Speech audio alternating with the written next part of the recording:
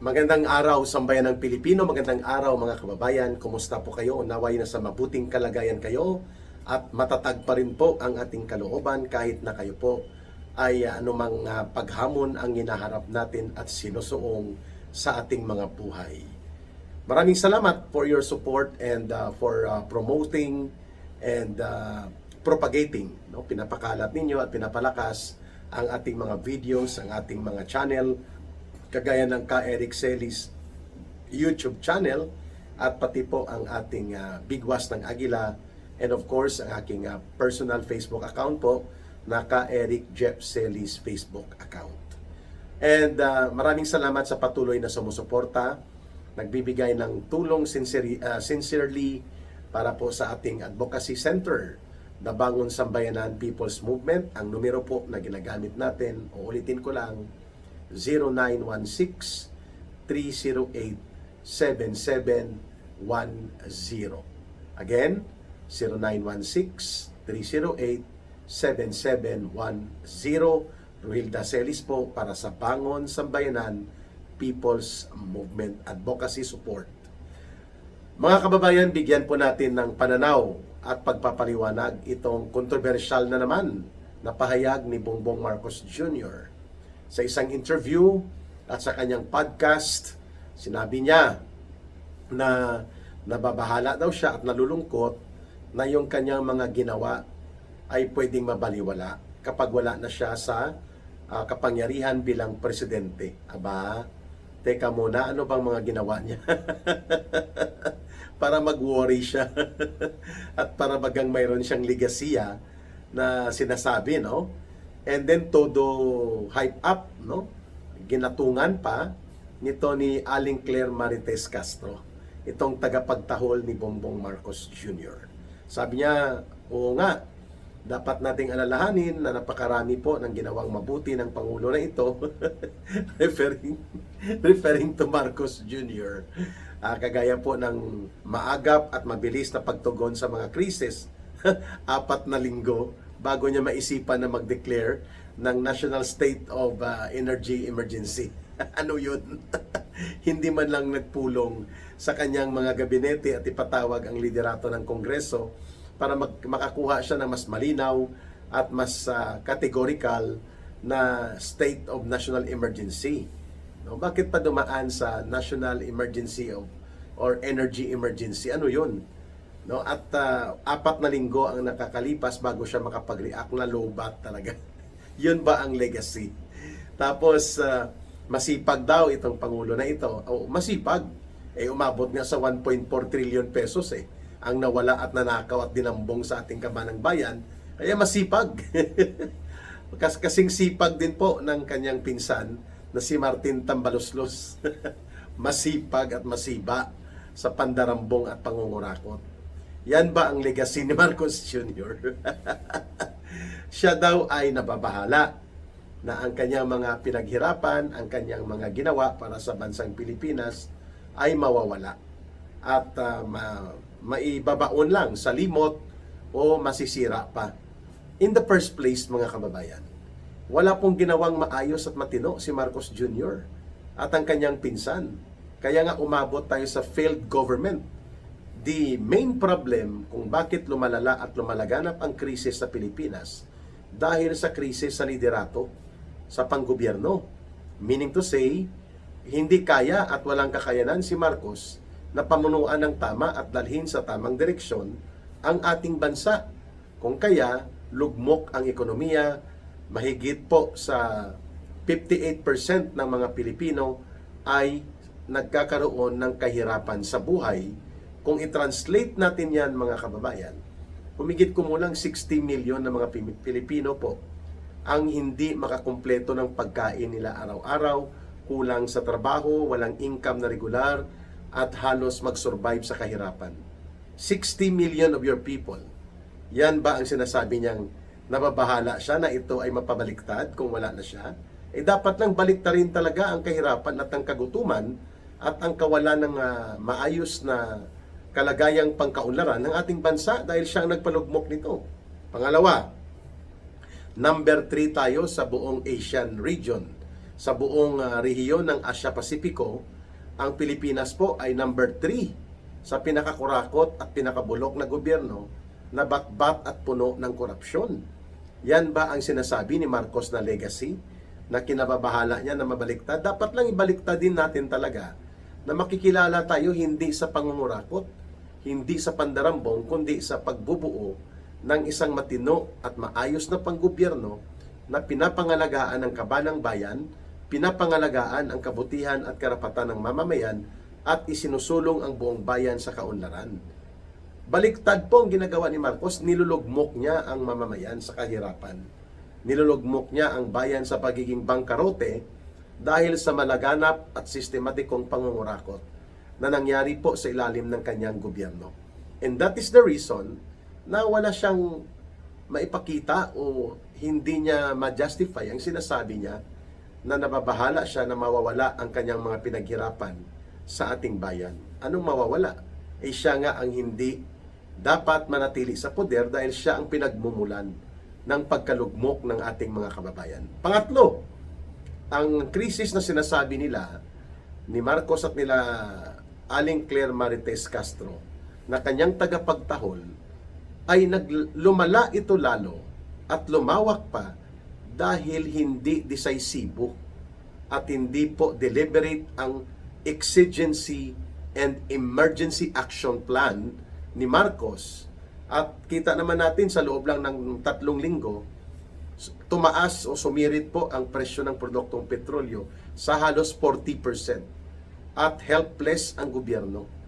At parang sinasabi na lang ni Marcos na magtiis na lang tayo dahil may krisis sa Middle East. Samantalang ang mga bansa na karatig bansa natin like Malaysia, Indonesia, Thailand, and Vietnam, Singapore, hindi naman po ganun kataas ang mga presyo ng produktong petrolyo. Tumatakbo lang po between 15 pesos to 60 pesos per liter. Sa atin po, umaabot na sa 120 pesos per liter ang diesel at 90 plus pesos sa gasolina. Napakalaki po ng diferensya dahil walang purpose na stabilize ni Marcos ang ating ekonomiya at patatagin po ang price regulation para hindi maabuso ang krisis na ito dahil takot siya sa mga oligarko.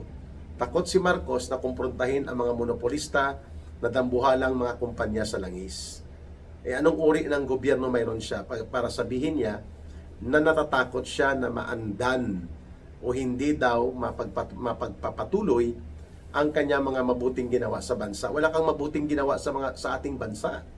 Sa iyo nang galing po ang pinakamalubha, pinakamalupit na uri ng pangungurakot at pangungulimbat sa pondo ng mamamayan.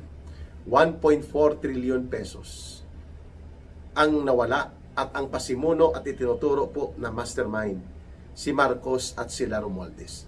Tapos sasabihin pa ni Marcos sa interview niya na nababahala siya na mawawala po ang influence ng kanyang mga naipundar na mabuting gawa para sa Pilipinas. Dapat ka lang talagang mawala, Ginoong Marcos. Kasi wala ka naman talagang naipundar ng matino at maayos sa ikabubuti ng Pilipinas bagkus ikaw pa ang pinagmulan ng paglubha at paglaganap ng krisis at kahirapan dahil sa kabulukan, kasakiman at kabulastugan ng iyong gobyerno. Mantakin mo may krisis ang Pilipinas na kinakaharap.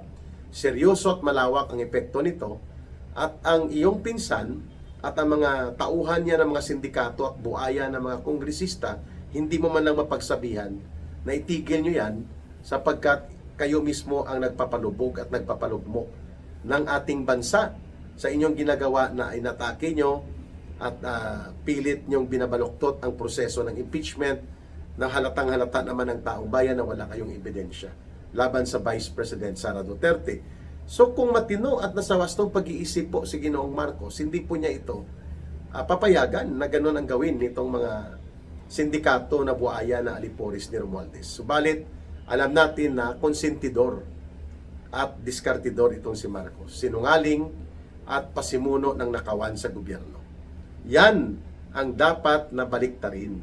At yan ang dapat na hindi na magpapatuloy. At kung pwede pa lang na ura mismo ay tanggalin si Marcos at pumalit sa mapayapang pamamaraan ang constitutional line of succession sa Office of the President, di mas mabuti. Kasi the longer by the day, months and years na natitira pa po mga 2.5 taon ni Marcos, nakikita natin mas lalo pong hinihila papunta sa bangin ang ating buong pamahalaan at buong lipunan dahil sa kabulukan ng uri ng panggobyerno na mayroon po si Marcos at sila Romualdez. Ayan.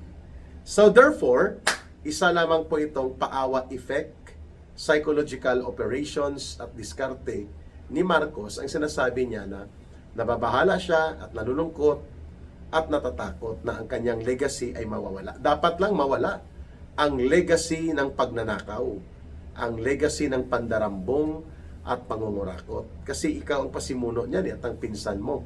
So hindi natin papayagan na magpapatuloy po yan. Tama lang yon. At dapat maibalik sa tunay na independent at hindi dinidiktahan at hindi nakatali po sa interes ng isang bansa ang ating foreign policy. Yan, kailangan din po yan maalala ni Marcos na pasimuno din siya sa kung bakit nagkaroon tayo ng matinding hidwaan sa China at hindi pagkakaunawaan dahil mas pinalala niya ang sitwasyon nang siya ay pumanig at maging tuta at sunod-sunuran sa interes ng Estados Unidos at nagpapadikta siya dito sa Pilipinas at pati na rin po sa kanyang relasyon sa iba pang mga bansa. Sa kanyang pagtatapang-tapangan, sa kanyang mga tauhan na very abrasive, no? Inaatake nila ang China at nagpapakatuta ng lantaran at turutudo sa Estados Unidos, mas lalo pong naging malawak ang gap ng pag-unawa ng mga mamamayan sa kung bakit naging tuta bigla ng Amerika muli ang Pilipinas. Ayan. So these are the matters which are seriously reflecting that Marcos may be having an illusion na nanaginip o nabablangko ang kaisipan at pumapasok po ang kung ano-anong mga katawa-tawang mga pahayag, like sabi niya ni Marcos Jr., nababahala siya daw na mawawala ang legacy ng kanyang pinaghirapan para sa mabuting gawa sa Pilipinas. Yon, wala kang mabuting gawa, yung pagpapakidnap kay Pangulong Duterte. Na by the way ay nagkakaroon ngayon ng worldwide, iba't ibang panig ng mundo, iba't ibang bahagi ng Pilipinas na celebrations ng kanyang birthday. Subalit si Marcos Jr. itinatakwil ng mamamayan. Hindi pa man natatapos ang termino niya, ay parang aalis na po, no, sa Malacanang ang ilang mga opisyal niya sapagkat malinaw naman kung ano ang kanyang ginawa ni Marcos. Pinagkapirahan nila at ginawa nilang hut-hutan ng dinambong at kinurakot na pera ang Pilipinas. Because after all, Marcos winning again the presidency was never about the Filipino people. Hindi yan tungkol sa pagtulong at pagkalinga niya sa mamamayang Pilipino. It was all about themselves na makapag-enrich, makapagpayaman sila sa mga diskarte, kagaya ng pagkontrol ng smuggling at ang pagsystematize ng korupsyon in the guise of projects. Yan po ang inatupag ni Marcos. At hindi po yan kaaya-aya at hindi po mabuting legacy. Yan po ay kabulastugan. Kaya tigilan mo na kami, Bongbong Marcos Jr. Hindi po kami magpapaloko sa iyo para sabihin mo, nahangad mo na magpapatuloy ang mabuting gawa mo. Ikaw nga ang pinakabulok na nangyari sa Pilipinas, one of the worst, most hated, kinasusuklaman at taksil na gobyerno sa kanyang mamamayan. So there's nothing to worry na mawawala ang legacy mo. Dapat lang ang legacy ng pagnanakaw, legacy ng pagpapakatuta sa Estados Unidos, legacy mo ang pagpapalaganap ng malawakan at sistematikong korupsyon, legacy mo na pabansutin at pabulokin ang lugmok na ekonomiya ng bansa dahil hindi mo alam paano pamunuan ito. Legacy mo na nagiging lowbat ka at you're the only president na in-identify no less than by your sister in a public gathering with millions of people all over the world na nakakarinig na drug addict ka, na dapat ka nang bumaba. And that was the call coming from your sister, Senator Amy Marcos. So, mga kababayan, ang paghatol ng kasaysayan at ang pagbibigay po ng pagtitiwala nanggagaling sa mamamayan. And that is one thing that you cannot force upon the people. Alam nila at nakikita nila kung may ginawa kang tama o ikaw ay isang naging balahura at magbulastog na uri ng presidente. Nothing more, nothing less, the people will judge you. Marcos Jr. kasama dyan ang tambaluslos mong pinsan at mga sindikatong kasabwat ninyo. Mga kababayan, magbabalik na naman muli after nito, next episodes na naman ang ating balita at talakayan. Ating pakatandaan palagi, mahalin natin ang bansang Pilipinas. Walang ibang magmamahal nito, kundi tayo ring mga Pilipino. Para sa Diyos at sa Pilipinas nating mahal. May God bless everyone and may Allah will be with those who are Muslim brothers and sisters. Bye for now. Ito po muli, si Ka Eric. Mabuhay ang sambayanang Pilipino. Maraming salamat.